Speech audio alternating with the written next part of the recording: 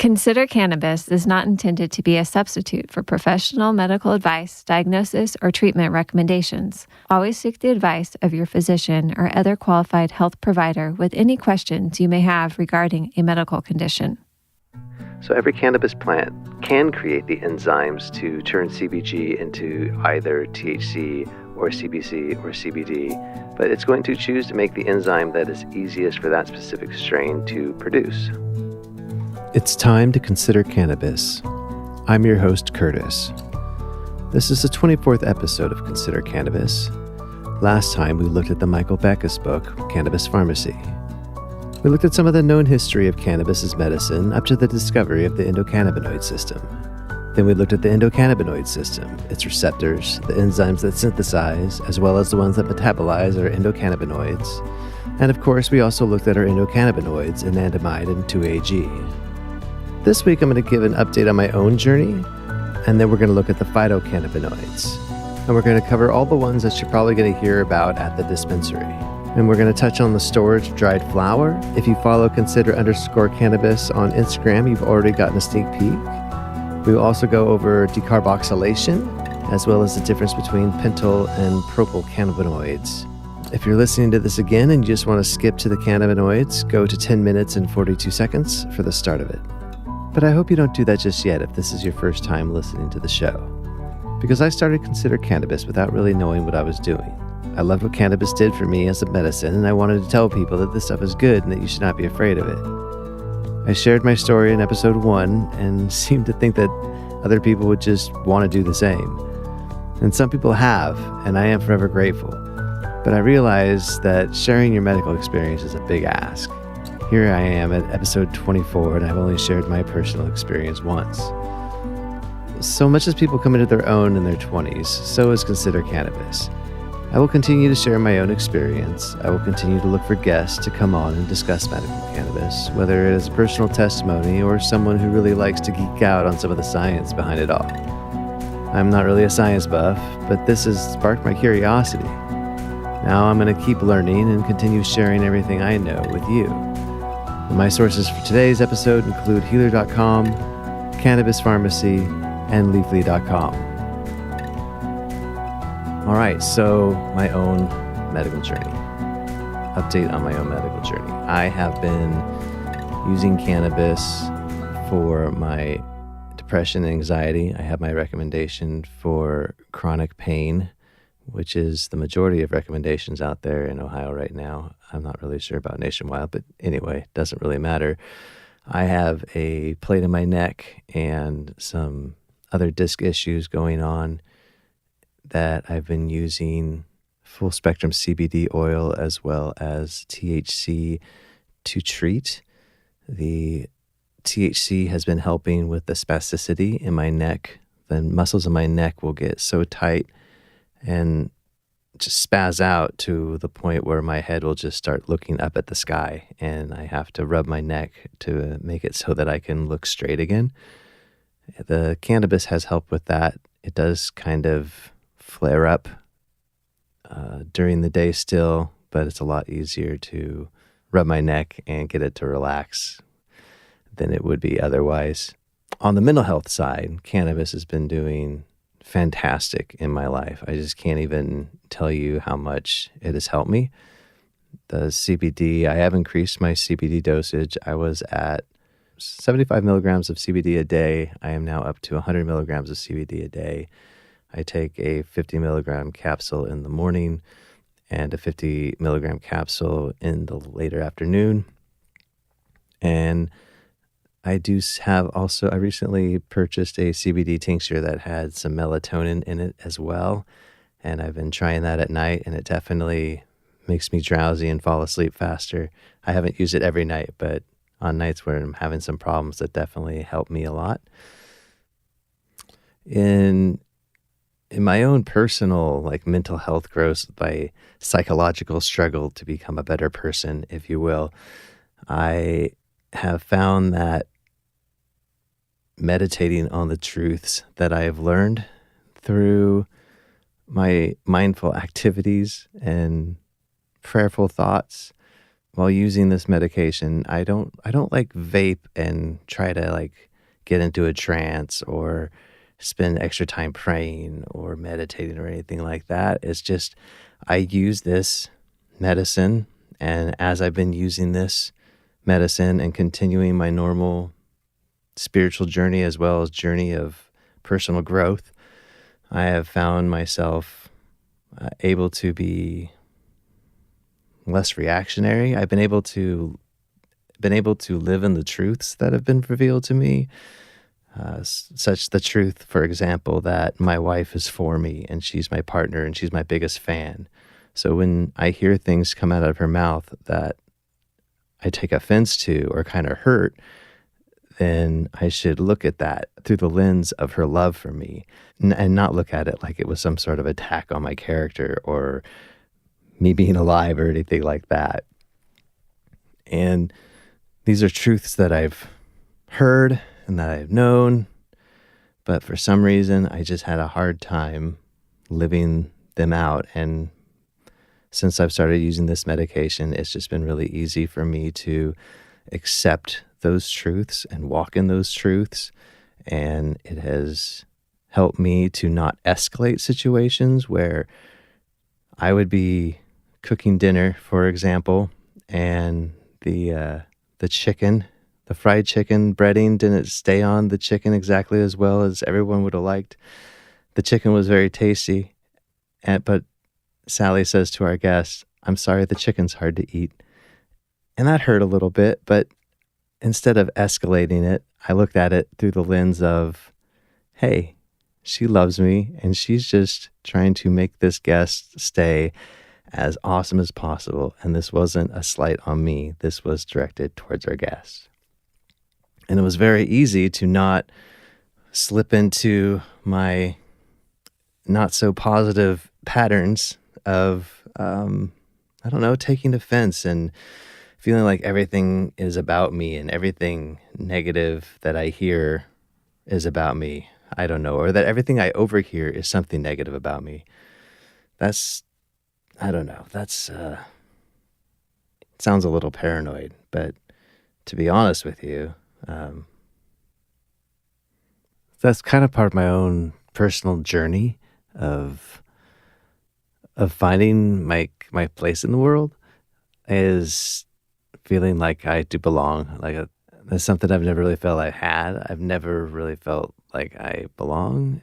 And out of that has always come this feeling that these negative comments or whispers that I might overhear are actually negative things about me. It's just kind of fed off of more of a poor self-esteem more than a paranoia. That's probably more than you really wanted to know, but that is something that since using this medication, I have really been set free from. So that's awesome.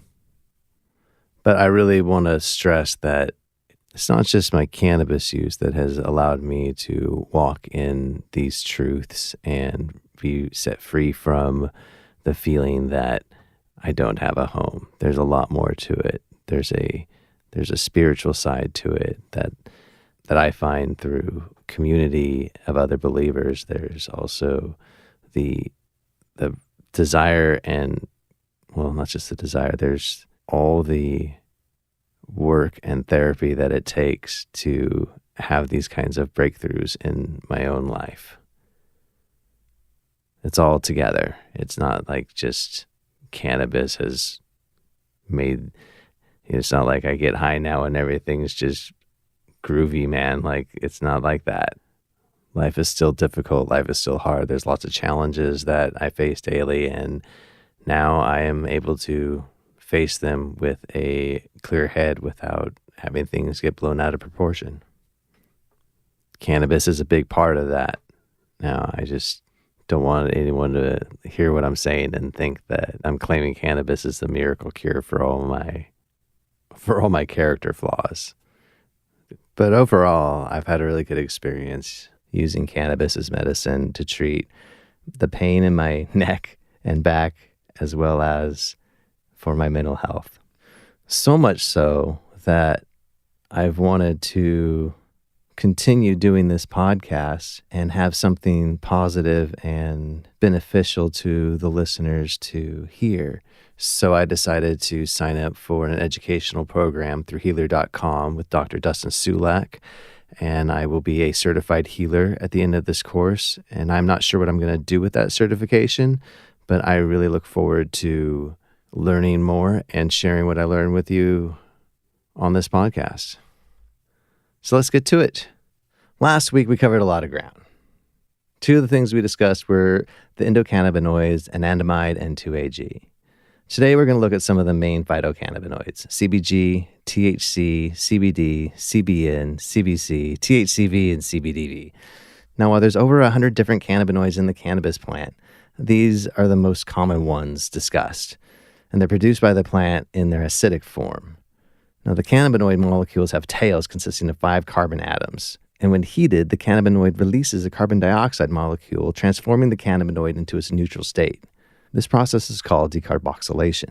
When left in heat and UV sun rays, the process will naturally occur but can be avoided if stored properly. Store cannabis flower in a cool, dark place, around 50 degrees Fahrenheit or 10 degrees Celsius, and for no more than 90 days. After 3 months of storage, THCA molecules begin to degrade into THC. At around 6 months, THC begins its rapid descent into CBN. The cannabinoids all have a different boiling points as well. To decarboxylate THCA, you would need to heat it for 12 minutes at 130 degrees Celsius or 266 degrees Fahrenheit, while CBDA and CBGA would need to be heated for 25 minutes at a higher temperature of 145 degrees Celsius and 293 degrees Fahrenheit. Now, when you talk about cannabinoids, THC and CBD are the two that get talked about the most, and rightfully so. After all, THCA is the main cannabinoid produced, followed, of course, by CBDA. But today we're going to start off with CBG because it's a precursor for THC, CBD, and CBC. So we will start where the plant starts. We won't really spend a lot of time here because there's not a ton of research done specifically on CBG, but we know that it doesn't really interact all that much with the main CB receptors, but activates the orphan receptors. Since CBGA is quickly turned into one of the subsequent cannabinoids, it is not often found in large amounts within mature flowers. Cultivators have, however, identified some strains that lack the enzyme to convert CBGA into THCA, CBDA, or CBCA, and have had success with early harvesting. Even so, we know that CBG is a non-intoxicating analgesic, an appetite stimulator, and shows promise as treatment for inflammatory bowel disease. More research needs to be done on this cannabinoid, but it may be another cancer killer.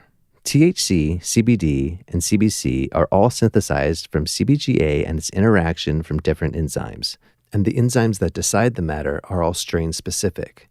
So every cannabis plant can create the enzymes to turn CBG into either THC or CBC or CBD, but it's going to choose to make the enzyme that is easiest for that specific strain to produce. That is why most varieties are high in one cannabinoid with low to trace amounts of other, sometimes none. So when I say whole plant medicine, I don't just mean medical marijuana or hemp-based medicines. I mean all of it. Cannabis indica is the scientific name of drug varieties, cannabis sativa, the scientific name of fibrous varieties, better known as hemp. And I'm talking about both when I say medical cannabis. And that's what it is. I was reading an article from the Washington, D.C. area that said field tests can't differentiate CBD from pot. I swear I wanted to bang my head against the wall. If it has trace amounts of THC in it, then it will set off the test because THC is what the test is looking for. It can't tell you how much is in it. It's just there. There's no difference from THC in hemp and THC in weed. There's no difference in CBD either. It's a molecule. That's what people need to understand. THC, CBD, CBG, these are all molecules. It doesn't matter which strain it's found in. Each one has its own reason and purpose for existing. Anyway, I guess really, part of me wishes that we just use cannabis indica for psychotropic and cannabis sativa for the non-intoxicating hemp. I don't know. I think it would help alleviate confusion about the idea that CBD is different from pot. But that's probably just some idealistic pipe dream. Let's move on. THCA. THC is the most common cannabinoid synthesized from CBGA, delta-9 tetrahydrocannabinolic acid. Unlike its neutral counterpart, THC THCA is not psychoactive. Now, the lack of high has led many to jump to the conclusion that it has little medical value, when the reality is that THCA has the potential of being used as an anti-inflammatory, a neuroprotective, an anti-tumor, and as an immunomodulatory agent, which means it can modify the immune response or the function of the immune system, as in stimulating or inhibiting white blood cell activity, and in this case, suppressing it. There have also been some positive findings in using a mixture of THCA and the terpene linalool for treating seizures. Once time and heat has had their way, THCA is transformed into THC. However, the decarboxylation process is almost never 100% complete, and most people who use THC as medicine will test positive for both THC and THCA in their system. THC is a non-toxic psychoactive molecule whose effects vary based on the amount ingested, the method of ingestion, the state of your body's endocannabinoid system, and how your body metabolizes cannabinoids. I wish it was simpler than that, and that I could give you a one-size-fits-all list of facts when it comes to how you will respond to THC, but there are too many variables, including the profile of other cannabinoids and terpenes ingested. We do know that THC activates CB1 receptors by mimicking our body's own endocannabinoid anandamide, but it also stimulates CB2, the GPR55, and TRPV1 receptors. Though getting high is what THC is famous for, it is also a powerful analgesic and anti-inflammatory drug. It is also neuroprotective, which means it's an agent that prevents treatment-induced injury in brain tumor patients. It reduces intraocular pressure, which is the pressure of fluid inside the eye, helping glaucoma and ocular hypertension. It also reduces muscle tension and spasticity, which is great for muscle patients as well as those aches and pains from just getting old, and for folks like me. It should be noted that because the effects of THC has so many variables, finding the lowest effective dose for your own health and wellness is really important if you want to be sure to avoid the racing heart and possible panic attacks that can be induced by high levels of THC. And if this is for pain treatment, there is a sweet spot of THC where taking too much will not actually be beneficial for your pain management. All right, so this next part, I really feel like I need to give a little disclaimer to. I feel that when you're using cannabis as medicine, this medicine, like any other medicine, should be under the guidance of a trained professional who knows how to administer and oversee dosages. So always talk to your physician about a recommended starting dosage for your situation and stay under their care and be open and honest with them about your medical and recreational use. Now, if you're one of those people who do not have a recommending doctor that either has a good clue on where to start or that you can reach and talk to easily, then I highly recommend, for one, before you renew next year, find an accessible and knowledgeable doctor. But I know that starting this treatment is not going to wait. So there's a lot of stuff online, and there's a lot of good information, and there's a lot of information that's only half good, but probably good intentions. I don't know. But we're going to talk about a few recommendations that are backed up by trusted sources. Now, the saying start low and go slow is a helpful reminder to keep you from any unpleasant experiences. But once you find your minimum effective dose, that's where you should start your day. Increase your dose only by a couple of milligrams at a time as you are playing around with it. Keep in mind that at some point you will likely overdo it, and that THC-induced panic attacks can be scary for a lot of people, but it's nothing to be ashamed of, and there are some things you can do to make yourself more successful. The first thing you should do is to be sure to dose yourself with CBD, around 50 milligrams, before adding THC to your system. Give it the time it needs to start to work based on your method of ingestion. The CBD interferes with THC's ability to attach to the CB1 receptor. Basically, CBD acts like a harness, restraining the psychoactive qualities of THC.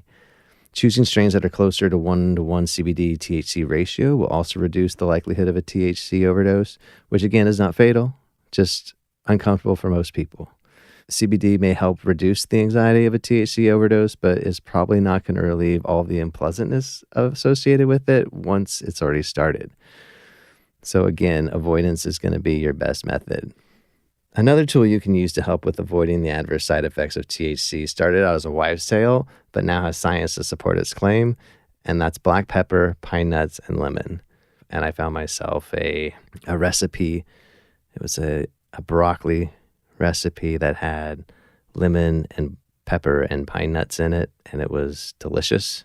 I used more THC than I probably normally would have just to see what would happen. I did it about an hour after eating dinner, and I have to say that I think that there are things that would have or could have sent me into a bad trip, if you will, but I had a great evening and was able to maintain my calm and cool, collected thought process. I didn't have any breakdown of the, I'm getting ahead of myself. Because there's still some people out there that believe cannabis is the reason people experience paranoia, anxiety, depression, bipolarity, and schizophrenia. But people like neuroscientist Thomas Jewell argue that cannabis simply exacerbates a person's underlying conditions. As we stated in the last episode, adding cannabinoid-based medicine to treat one condition could send another function or system out of whack. That is what happens here. People can live a relatively normal life. Perhaps they feel emotions a little deeper, trust people a little less. Maybe they seem moody to the people around them. There's a strong likelihood that these people have an underlying mental health issue that may not be extreme enough to throw up red flags, but when THC is introduced into the system, something happens. Our brain is made up of several networks. Two of those networks are the executive network and the salience network. The executive network is in charge of life goals like, I'm going to go to this school for a certain degree, work at my specific dream job, I'm going to sell my house and move to across the country. All of these thoughts and the actions taken to reach those goals are a product of the executive network. Salience network assigns value and meaning to our day-to-day reality. Breakfast wasn't that good. I could go for another cup of coffee. Why would my partner look at me that way? Or I didn't really like his tone. THC disrupts this network, and a person's perception of reality can cause the onset of schizophrenic symptoms. Science cannot yet say for sure one way or the other, and has no explanation for people who are not at risk of these mental health issues experience cannabis-induced paranoia, but there is good news. It is completely avoidable by following simple precautions. Again, pre-dosing with CBD, and I gotta tell you, I tried the pine nuts, pepper, and lemon. That was amazing. That was a really great experience, and I would highly recommend if you've never tried a nice black pepper, lemon, and pine nut course with your meal before using THC, I would highly recommend you try that out. Another thing you can do to help set yourself up to succeed is experiment with THC in a safe environment surrounded with people you know, love, and trust. Someone with experience using THC is a bonus, but not necessarily essential. If during the time you feel like those people that you've picked are out to get you or not to be trusted, remind yourself why you chose them to be around you, why you chose them to be your friends, and why you love them. Your heart will no doubt be racing at this time, so concentrating on your breathing with a 4-7-8 technique will also help you gain control. 4-second inhale, holding your breath for 7 seconds, and releasing on a long, slow 8-second exhale. In my experience, when my salience network is on the fritz, I still have the ability to talk myself down. I can recognize my heart racing and the paranoia about the people around me. And so far, I've been able to tackle every crazy thought that's popped up. But again, the best piece of advice I can give you is to avoid it altogether. Moving on.